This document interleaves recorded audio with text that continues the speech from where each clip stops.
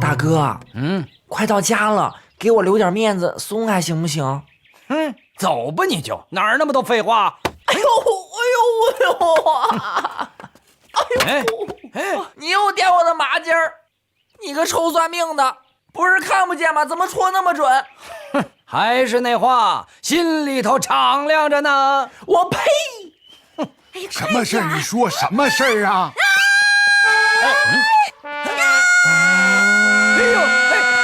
大妹子，别呀！大妹子，攻他的下盘！什么叫下盘呀？照腿上踢他，狠狠的踢，踢他肚子，踢死他！小智是我踢死你！踢呀，踢死他！我踢！我要咬他一口啊！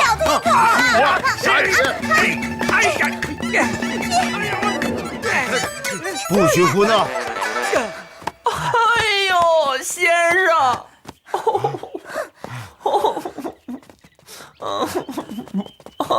你这又怎么回事啊？小的本想给先生逮狐狸来着，不成想就让狐狸给算计了。就是他！这位就是刘伯温大人吧？小民有下行禀告。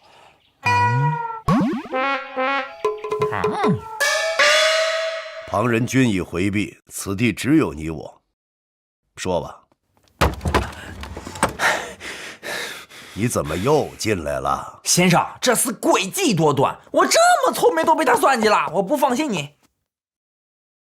你怎么也进来了？我怕你被欺负呀！谁敢欺负我呀？我借他10个胆儿。哎呀，你还说呢？你让人牵着跟牵小狗似的，要不是我……大姐，话不是这么说的。行了，你们俩都出去。出去就出去，反正我走不远，就守在门口，一有啥动静我就冲进来。我也在门口呢，冲进来我就朝下盘一脚。走吧。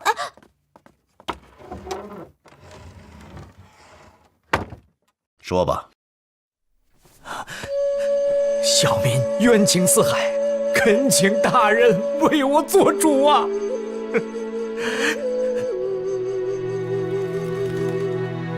不合口味？心烦，没胃口。哎呦，该不会又想什么珍珠翡翠白玉汤了吧？那老话怎么说来着？饿了吃糠，甜如蜜；饱了吃蜜，蜜不甜。哼，今天真一想起那个味儿啊，真就……哎，我刚熬的小米粥，你喝点压压啊。这皇上今天一进来就沉着脸，又有什么不顺心的事儿啊？哎，你看看，这揭帖都贴到宫门口去了。哟，这是谁跟谁呀？这是说刘伯温呐，他不是早就回家省亲去了吗？是啊，朕本来放他走，就是想清静清静，省得两下子人，今天叨叨你，明天叨叨我，这个倒好。人不在了，可还是没完没了啊。这人啊，要不是把刘伯温恨得牙根直痒痒，哼，绝不会写出这个来。皇上，你不会人家说什么你就信什么吧？这还用你说呀？啊？皇上心里有数就好，就连我一个妇道人家也能看出这揭帖背后的指使。这揭帖贴在外朝房，与李善长有关系。要我说，擅长可没这个魄力，这搞事儿他也搞，可不是这么个搞法。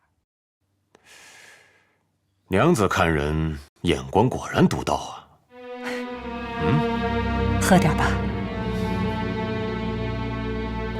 刘大人回青田县，把江城收监，这就是要重查张清一案呐。你在临县都听说这事儿了？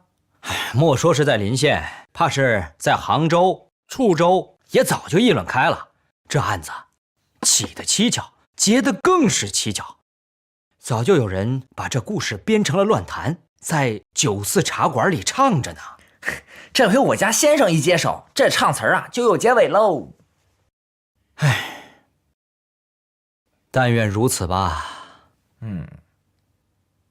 哎，刚才我扒门缝听的意思，你是专门跟那等我的吧？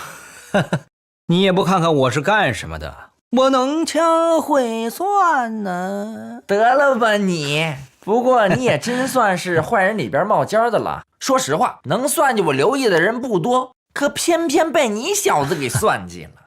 当时你打听到老张家，又说自己是做工的，我就琢磨着，你八成是刘大人派来的人。哎，我正愁没人给我引荐呢，这不用你做了封荐书。嘿，你倒也挺配合。那也不用非把我捆上啊，多影响我光辉的形象。哎呀，那你要是跑了，我找谁去啊？我可是什么都看不见。行了吧你，走，我带你去住的地儿啊。哎呀，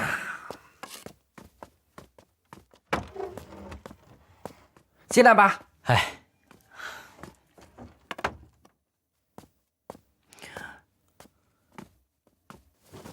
哎呀，行了，你就住这儿。先生可是交代下了，你不能出去，吃喝都由我送来。不消嘱咐，照办就是了。你也别着急哈，先生不都说了吗？先了了修路那事儿，就替你伸冤。这么多年都等了，不在乎这一时。那行，我先告辞了啊。哎，小兄弟且慢，还什么事儿啊？说是钱不够，跟你回来，不过是个由头。这银子还你。哎呦，哎呀，拿去啊！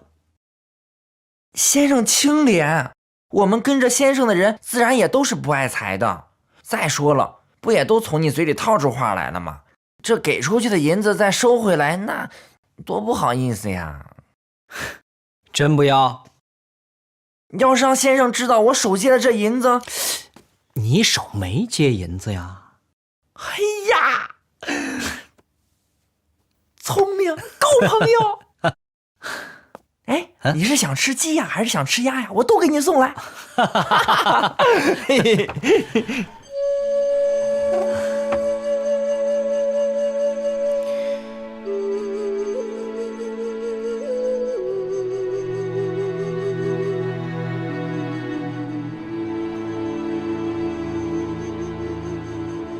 你说张青迁到江家之后，其父张德发也迁过来了，落户在临县。正是。我问你，他们家除了张德发之外，还有什么人？还有张青的原配，他娶过妻。谁说不是呢？那你为什么不到他们家当面对质呢？小民好面子，他们家既然能使出冒充骗婚这般手段，人必然卑劣。真要闹起来，那还不是女儿出丑？既然当初吃了哑巴亏，也就隐忍罢了。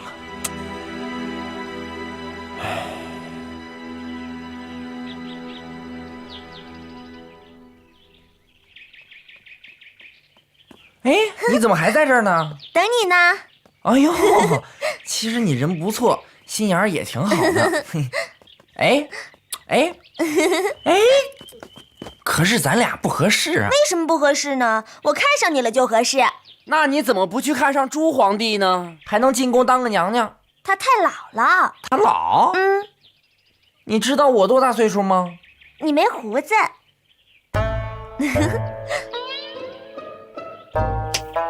这你算说到点子上了。知道我为什么没胡子吗？小白脸呀。太监呀。我是个太监。太监你懂不懂？不懂。太监就是和正常人不太一样，没有那个。没哪个呀？那个就是，假如咱俩要是成亲的话，那个。我知道了。知道了吧？花轿。什么花轿啊？我跟你说不清楚。哎呀，谁有那玩意儿啊？那不都是花钱雇的吗？雇一顶大花轿，然后全套的响器班子，我坐在里边，你坐在前边，骑匹枣红马，呜哩哇呜哩哇呜哩哇呜哩哇。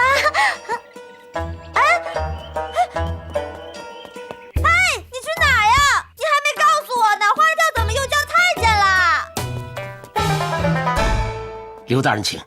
贵县，委托你的事情可有回音呢？我也正要向大人禀报，已经有了回音。哦，大人请看。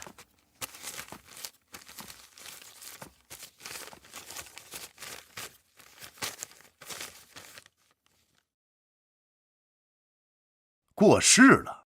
青田前任知县周云龙已于1年前病故。哎，怎么这么不巧啊？是啊，真是不巧。这个周大人呐，留给我们的2行字里边颇有深意。我本来是想把他请到此地来帮我重新审理此案，不成想他却过世了。或许那周云龙当初审案时真的发现了什么内情，却迫于某种压力不能秉公，因此愤而辞官。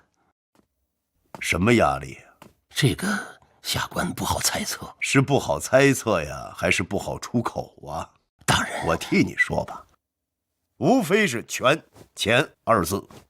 这个周云龙啊，自知无力回天，不能抗上，可他又不敢昧了良心，只能挂冠而去。这个是好官儿。大人所言不无道理，可到底也还是推测。贵县，我问你啊，如果依法手续，贵县这儿应该存有案底的，怎么你这儿连只言片纸都没有啊？这个下官也不清楚。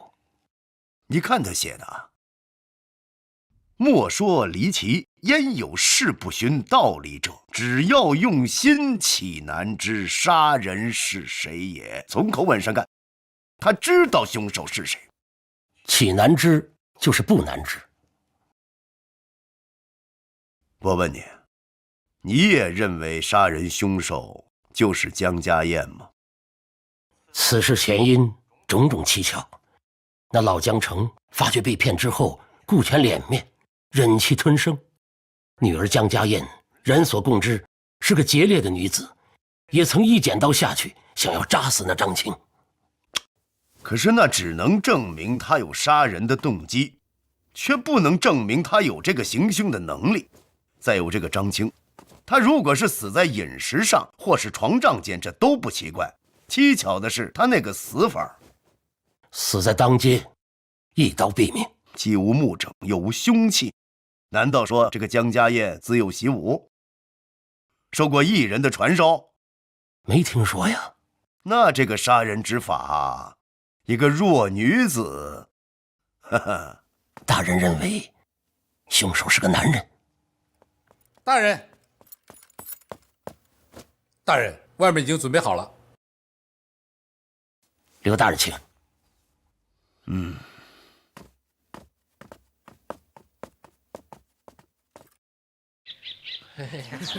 真挖着宝来了，是吗？刘大人，刘大人，都出来了，真的假的呀？大人请。请。大人，开始吧。坐。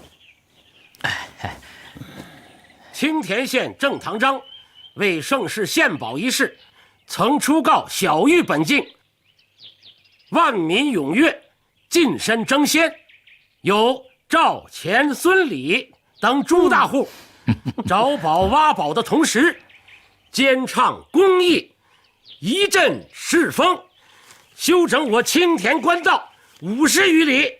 本县已据实上报，州府复准，立时刻碑，以资表彰。特事，这是什么意思？来，热闹热闹啊！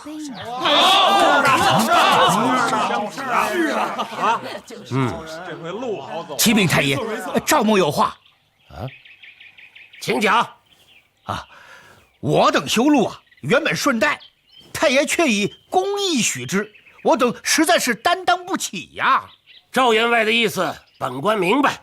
下面就将开始献宝，特请我青田名宿、当朝国师刘伯温大人法眼鉴别，把咱的东西给他看看。献宝开始。抬上去，快点。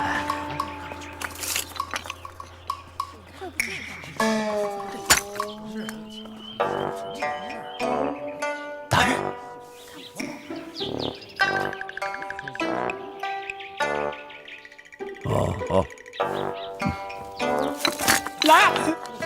我们的抬上去。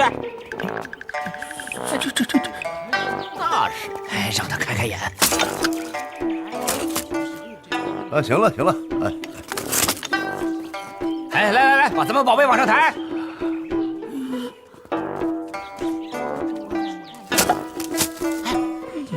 这个该有，可不是嘛。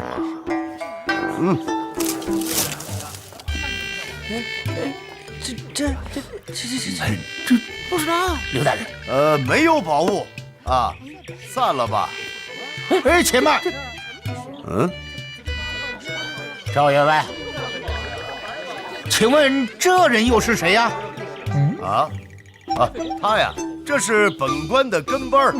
跟班儿。嘿嘿嘿，自从刘大人称那条官道上看出了宝器，随后您刘大人的跟班儿就前来献宝。这恐怕也太巧了吧？是啊，这也太巧了。被你这么一说呀，连本官也觉得，他怎么就这么巧呢？啊，无巧不成书嘛。哎，这是不是给我们设了个局呀？对。你要非这么说不可，本官也无话可说啊。您说不是设局，那请问刘大人，您这个跟班的那些个破席子、木碗，那您又如何解释呢？他拿来说，刘大人看过，本县也历来佩服刘大人的学识，自然也就收起上报，走个程序。不，贵县谬赞了啊！诸位，刘某啊，惭愧，一辈子打雁，这回被雁捉了眼了，竟然是看错了。昔日鲁哀公命席以问孔子的席啊，它不是卢席，是蒲席。商纣王排宴所用的木碗，它也不是柳木做的，而是榆木做的。所以你看这个学而不精啊，鲁豫害史这件事情，我一定向皇上请罪，请求自罚啊！抱歉，惭愧。你这明明是耍我们玩呢！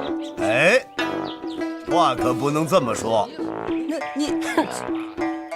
说我学艺不到，刘某认；说我耍你，这刘某不认。我敢问各位，上山挖宝的岂止是你们几个呀？啊，你们谁问过我刘伯温？你们说说，是不是我刘伯温让你们上山的？原来是这样。刘大人这招棋啊，下的实在是高啊！这可是自愿在那条路上挖宝的。您是吧？哎，是你等亲自来找本官，要本官以修路的名义禁止百姓上山。你们可都是写了字据的。对呀，要不然拿出来念念。这真是倒霉透了。刘大人心系百姓，草民在此谢过了。谢过刘大人。不用。先生，快点散了吧，要不小的实在憋不住了。干嘛呀？撒尿啊？时辰不早了，鉴宝大会就此结束。且慢，结束了。赵某还有话要说。赵员外还有话说。太爷曾出献宝告示，并没有说这宝物必须是官道上挖出来的。我说的没错吧？不错。那太爷您用了官印的告示，也不是开玩笑吧？不是。那好，我等还有宝物要献。到时候带着宝物到皇上面前说理去。对，没错。你让他们呈上来吧。呈上来。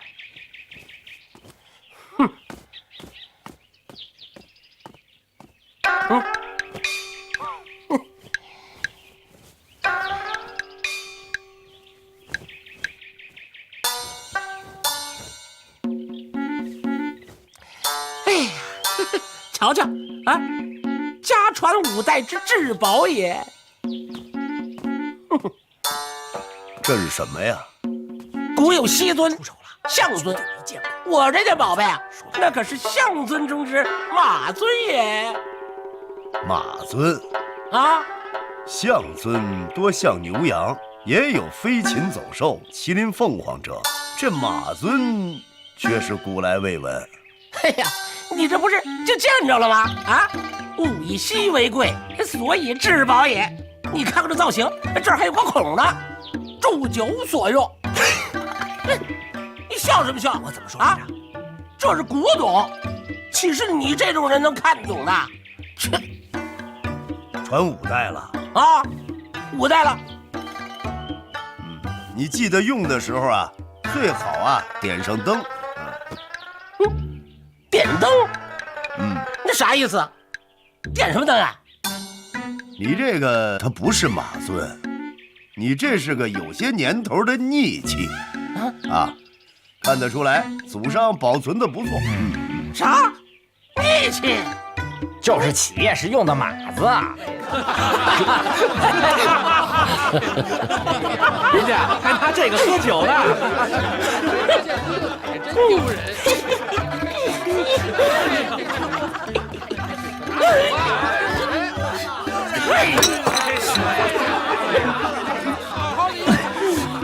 哥哥，哎呦，你就忍心真给摔了？这么多年的蒙在鼓里，这怎么会这样？小心点啊！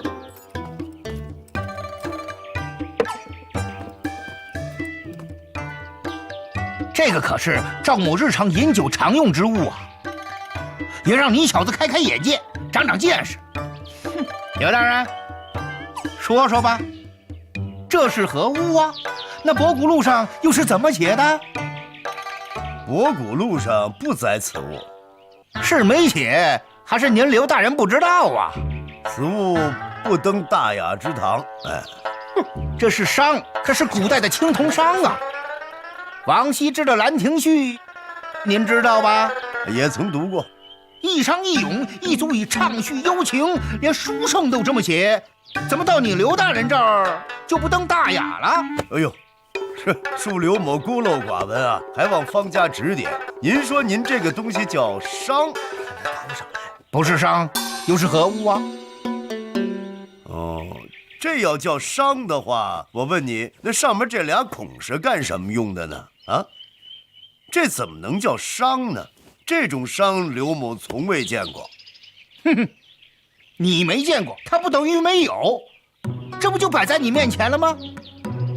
可是这物件不叫商，那叫什么？你看，你过来。您看啊，您这东西上面这俩孔，如果穿上根绳子，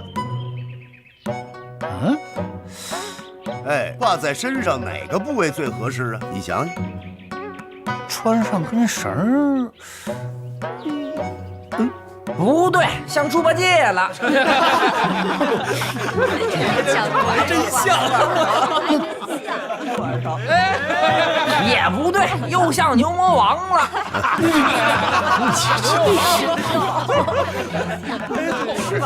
那您说这到底是什么东西啊？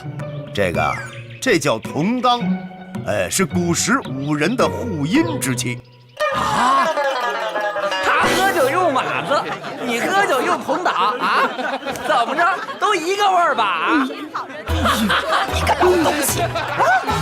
花了100两银子就买了这么个下三滥的东西，你想气死老娘啊？啊！你个败家的玩意儿！你有话回去好好说嘛！你看你这下他媳妇儿可饶不了他了。早干什么了啊？你偷摸在家折腾银子的时候怎么不告诉我？回家说去，晚了。现在先寒碜了。花100两银子就买这么个下三滥的东西，家里还不给摸，还不给碰，还又心的宝贝似的供起来。跟你这个四流不通、没羞没臊、散家败财的老东西，你就想把老娘给气死？老娘还活着什么劲呢？哎呦，我的老天爷呀！我的命怎么这么苦啊！我不活了！你看你这个丢人现眼的败家娘们儿，我跟你说，我好男不跟女斗，你跟我回家，看我怎么收拾你！快我回家了！我现在就收拾你！我戳死你！别！老娘我戳死你！别走！回来！别让娘回来！你说这都怎么回事啊？丢人呐！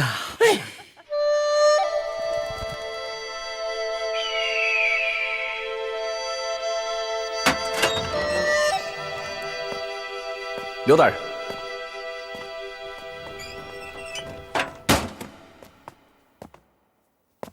谢过刘大人。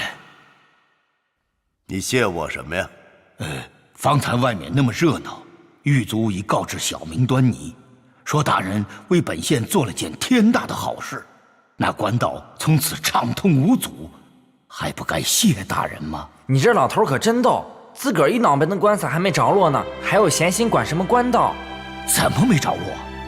自从刘大人接了我的状纸，我就知道这个案子算是有着落了。刘大人谁呀？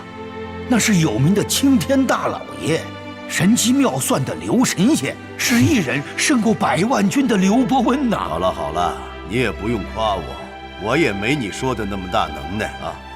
平时处置疑难，所凭所记，无非是常理常识，只要多用心、细心、耐心，也就是了。你看这眼下，我也遇到疑难事儿了。大人，您可别吓唬我，小民的沉冤昭雪与身家性命，可全都压在大人身上了。我呀，原本是想找到前任知县周云龙的，官场的事儿呢，我替他扛起来，其他的事儿也就迎刃而解了。那大人快去找啊！他死了。死了？哎呀，女儿啊，我的命好苦啊！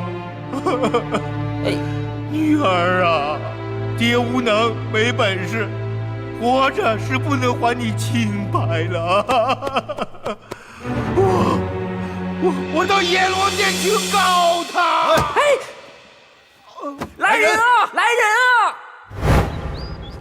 交代你的事儿啊，切不可儿戏啊！那江城下官一定好好调理养护，大人放心吧。我原本啊是怕有人知道我接了他的状子，找他麻烦，这才把他收监的。你说万一有个3长2短，这不等于我害了他吗？大人良苦用心，天地可见。大人，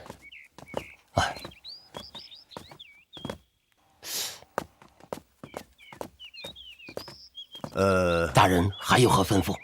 我问你啊，你这衙门里头有没有前任用过的差吏啊？有啊，不过大人要想从他们嘴里问出点什么，怕是……你也问过了？下官出于好奇，也曾问过几个，诸人好像是商量好的，避之而不及。大人明鉴。也是，一个堂堂的正印七品都这般下场，谁还敢说话呀？行了，你就挑一个老成些的，告诉我他的姓名、住处。孔目八虎，就住在西斜街进口的路北。要不，下官送您过去。行了，这儿我熟，自己打听吧，不用了。来，刘毅，恭送大人。有人吗？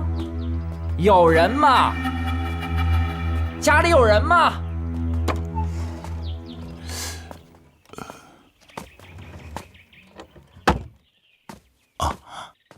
二位是？这位是刘伯温大人，前来看你。哎呦，见过刘大人。还不快请刘大人进屋啊！卑职屋中凌乱，这不是怕玷污了大人吗？那行啊，去县衙来说吧。这没事，我倒知道个地方。来，哎，吃饭。哥，能怎么说？来，小二来了，烫壶酒，加个菜。好嘞。刘大人，刘伯温，哎，你能屈尊降贵，请我这么个小小的孔目喝酒，这足以证明你这个人不错。嗨，可是我也知道你们是为了什么。既然知道，那就赶紧说呀。哎呀，可是我真的啥都不知道啊。你是县里的孔目，江城的案子的笔录可是你整理的呀？哎，大人问你话呢。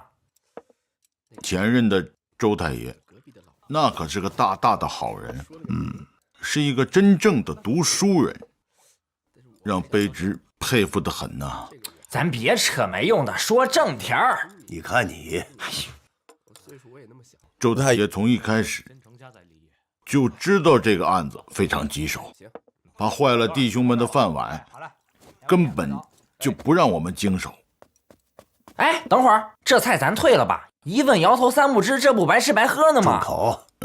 你去，外边等着去。外头就外头，我就在门口啊，有事喊我。哼。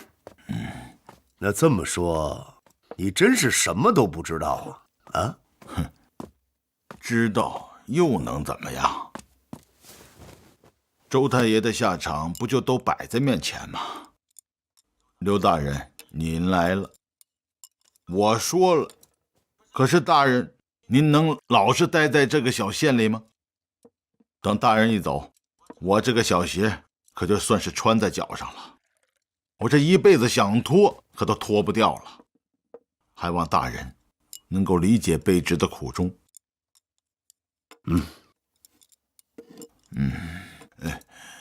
再说，我真的什么都不知道啊。哎，客官，您的茶。哎，有什么好堂口的？啥叫堂口的？就是好吃解馋的呀，酱牛肉啊，焖烧鸡呀，烧猪蹄儿啊。哎，好嘞。不难为你，咱们说点别的啊。说点别的，卑职怕是跟大人说不上话呀。大人您是读书人，我就是一个抄抄写写的小孔目。如果周太爷还在任的话，和大人一定聊得来。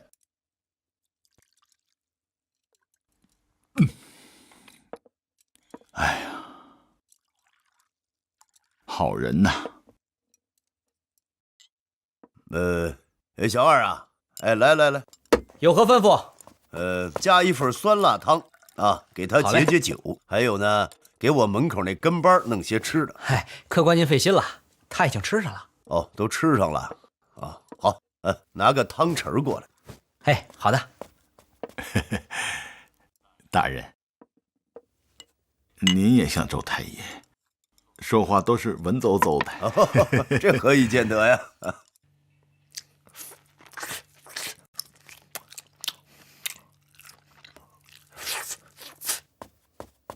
客官，您的汤。这个东西，我们都叫勺子，或是条。像大人这种读书多的人，都管它叫汤匙。哼，不过周太爷的叫法，那更奇怪，一般人啊还真听不懂。你们周县令把这个叫什么呢？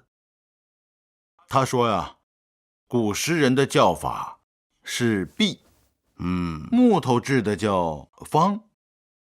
哎呀，这一讲就是一大套，他也不管别人爱不爱听。哎，我问你啊，你们周大人平时他都爱看点什么书呢？一部《说文解字》，一部《尔雅》，那是床头如厕都离不开呀。就包括他下乡巡视，那都时刻带在身边的。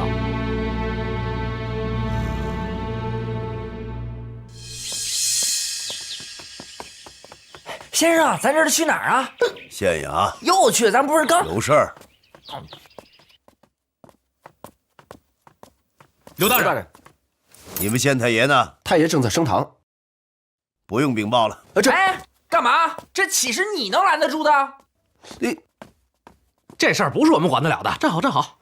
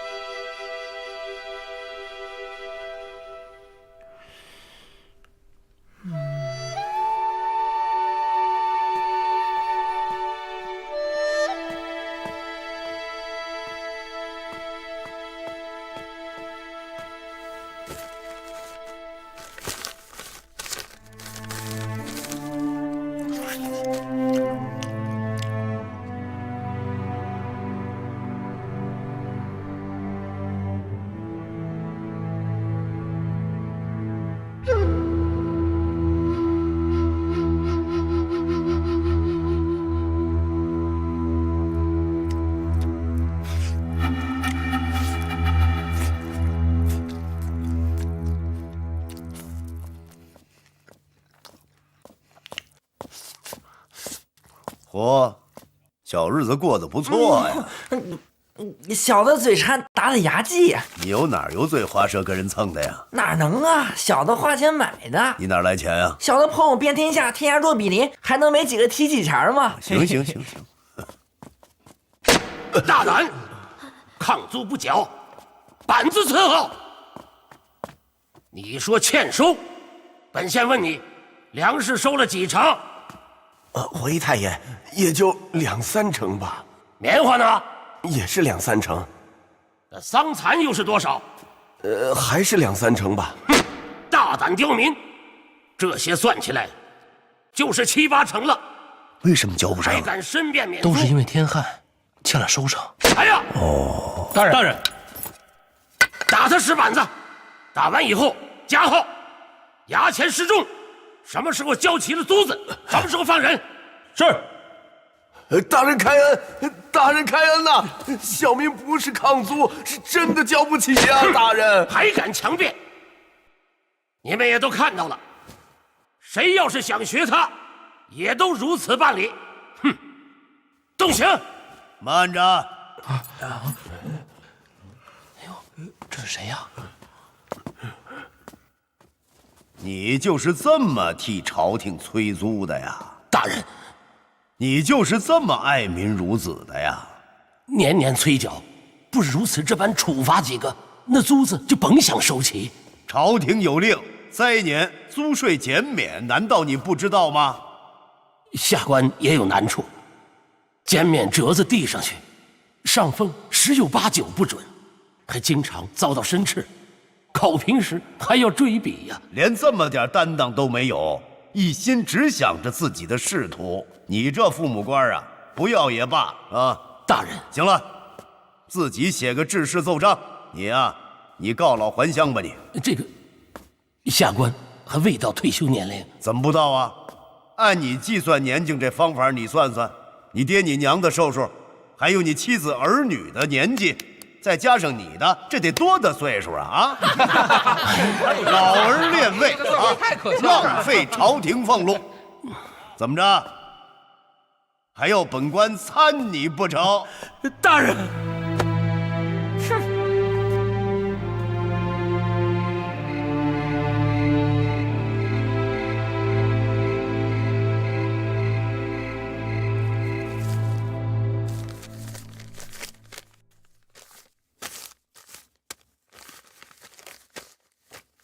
刘毅啊，刘毅，哎，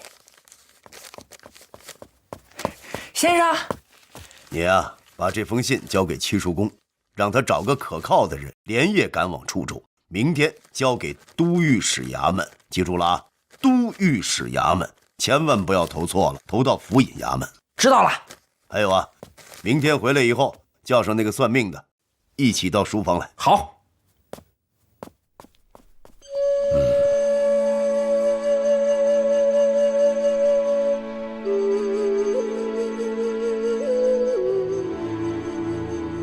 刘伯温上表请旨巡按东南。擅长，这事儿你怎么看？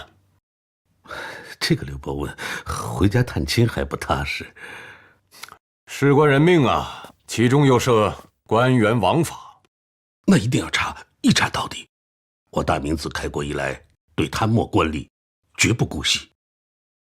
那好啊，你就替朕拟道旨意，快快送去处州吧。是。再告诉刘伯温，凡涉案中的犯罪之人，无论情节轻重，一经审理，通通砍了，以儆效尤。臣遵旨。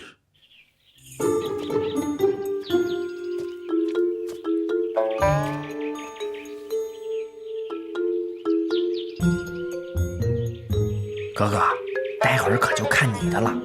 上次我来连门都没进去，还差点被狗咬。上次刘大人只是让你来看情况的，这次只要咱能证明他们俩是2口子，咱就拿人。只是刘大人为何如此这般肯定？我家先生的心思神鬼莫测，咱俩去听吆喝办事就行，准没错。机灵点。嘿，机灵他娘给机灵开门，我可是机灵到家了，瞧好吧。那好，走走。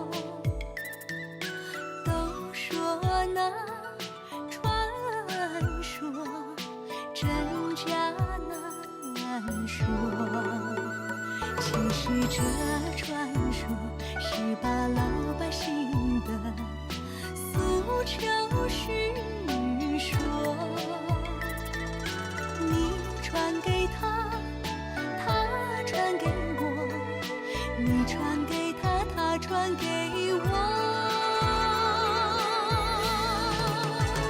人说舌头底下能压4个人儿，我说舌头底下也能传说，传说出那奔腾不息的长歌。人说舌头底下能压4个人儿，我说舌头底下也能传说出